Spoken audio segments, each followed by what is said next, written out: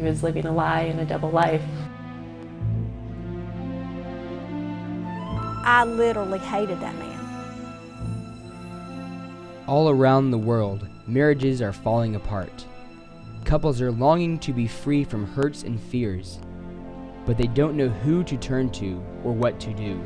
I was devastated, and I just want to say, why? What's so wrong with me that you would need to do that? I was a very cold-hearted man. I looked for ways to run her off. I was miserable, and I couldn't seem to get my husband to understand that. First I figured she would leave, she would take the children, and we'd be divorced. I figured I may even lose my job. I knew that I was hurting other people, but I thought I was being noble by just taking that on myself. From the day they were married, Paul and Jenny Speed have had struggles. I was just a nice guy. I went to church, I did all the right things, I looked great on the outside. So why does she have this deep seething anger? He was not tender towards me, and he had the attitude of just get over it. I would smile at you and shake your hand and slit your throat the next minute. I was very lonely, extremely lonely. But God has given them a freedom from the bondage of sin and a new love for each other. I knew this was bigger than just my wife and I. In other words, I knew I was seeing things in my kids.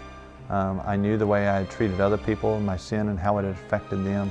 We want to share it with everybody of what God has done and how He transformed our marriage, that we went from two people who could not communicate and could not share intimately to now it's like you have to break us apart to get us apart. God is beginning to fulfill the Speed's desire to help other couples overcome the destruction of sin.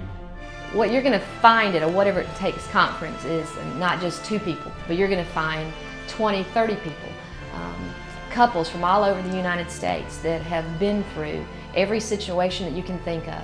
They've been through painful situations. They've been to the point of divorce. They've been through moral failure. Our conferences are structured with team leaders and table leaders who have been through this process before.